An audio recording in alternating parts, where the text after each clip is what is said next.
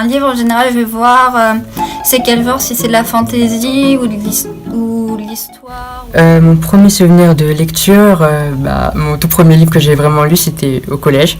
J'aime énormément lire. Je lis depuis que je suis vraiment toute petite et qu'on peut lire. Et que j'ai pensé que ça pourrait être un bon moyen d'échanger des idées et d'apprendre aussi à débattre sur des sujets, mais aussi de lire des livres que j'aurais pas forcément l'idée de lire avant. Je détestais lire. Et disons que comme j'étais en première littéraire, je me suis dit qu'il fallait aussi que je m'améliore et que je diversifie ma culture littéraire et donc que je développe l'idée d'envie de lecture. Ce qui fait que j'ai eu l'idée de rejoindre le prix Folio pour ainsi m'inciter à lire des œuvres et aussi partager mes idées.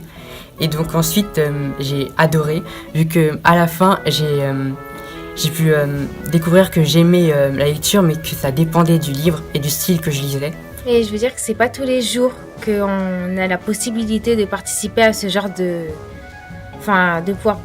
pouvoir juger d'autres personnes. Alors qu'en temps normal, c'est plutôt nous qui nous faisons juger d'une certaine manière. Que ce soit dans les habits, dans ce qu'on va lire, dans notre manière d'être, ou même en cours aussi évidemment. Et donc là, pour une fois, être à la place presque d'un professeur d'une certaine manière et de pouvoir donner son avis, c'est une chose quand même qui se fait pas souvent. On m'a beaucoup parlé en bien du concours, donc je me suis dit pourquoi pas essayer.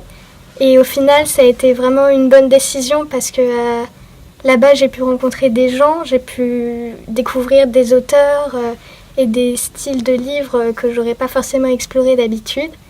Donc c'est vrai que ça a été vraiment une très bonne expérience. À la base, je voulais pas faire le prix Folio parce que je me disais que j'avais pas le temps, etc. J'avais un peu la flemme aussi. Et finalement, la bibliothécaire, en voyant que je prenais 10 livres à chaque fois d'un coup, elle s'est dit, bon, on va quand même participer. Et donc j'ai accepté et finalement j'ai beaucoup aimé. Je trouve ça très intéressant de partager mon avis avec les autres, etc. Et j'ai trouvé que j'ai pu un peu plus... aiguiser mon esprit critique et ne pas forcément être d'accord avec quelqu'un. Et c'est le livre de Suréquipé avec l'idée de mettre une voiture organique à l'intérieur qui m'a personnellement mais vraiment plu. J'ai voté pour Suréquipé. J'ai beaucoup hésité avec La Terre qui penche. Entre les deux, j'ai pesé le pour et le contre pendant beaucoup de temps. Pendant 2 semaines pour savoir si j'allais choisir l'un ou l'autre. Au final, j'ai choisi Suréquipé.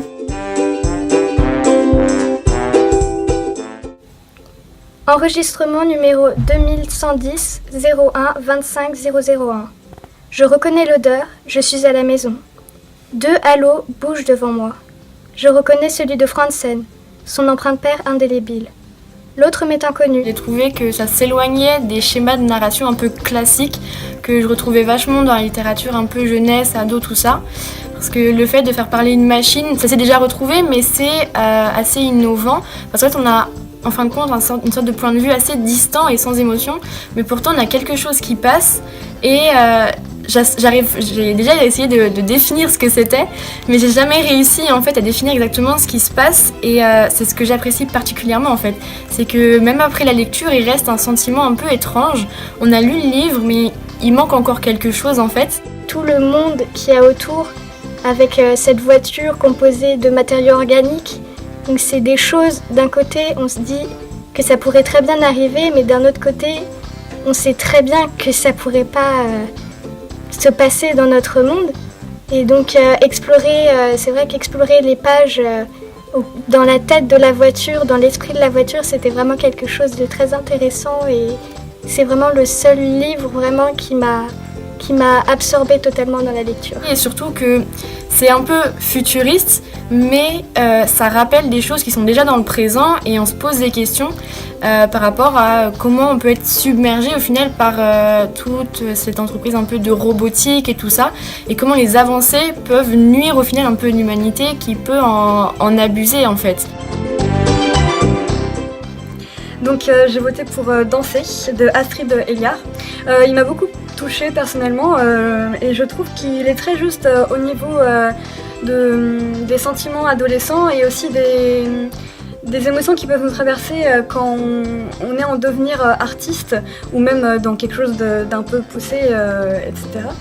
Et je l'ai trouvé très juste. Et donc, à travers 3 visions, il aborde différentes choses comme les ébauches amoureuses, la peur de l'échec.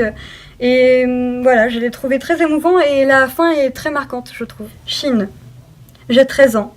Je mesure 1,54 m, pèse 38 kg. J'ai les cheveux mi-longs, blonds, les yeux marrons. Je fais moins que mon âge. J'ai encore l'air d'une enfant. D'ailleurs, un enfant pourrait dessiner mon visage. Un rond pour la tête, un autre pour le nez.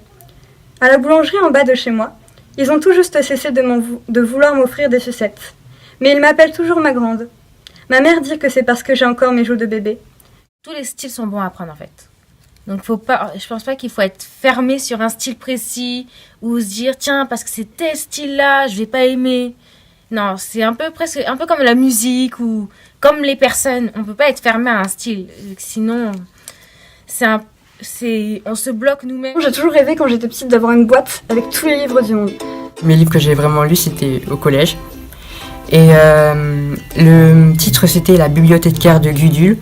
Les Harry Potter, en fait, parce que c'est le tout premier livre qui a commencé vraiment à me faire lire.